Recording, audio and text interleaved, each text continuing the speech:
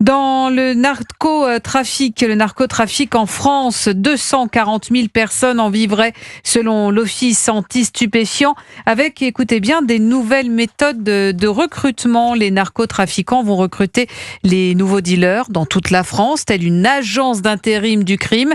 Ils vont dans les départements pour séduire les jeunes recrues. Jean-Baptiste Marty. Cela passe d'abord par une annonce postée sur un groupe dédié au narcotrafic, sur une messagerie cryptée comme Telegram. Sur celle-ci, un ordre de mission, celui par exemple de chouf, autrement dit guetteur dans le jargon des dealers, durée du contrat quelques jours ou quelques semaines. La plupart des annonces concernent les points de deal dans le sud-est de la France, là où la DZ Mafia est fortement implantée.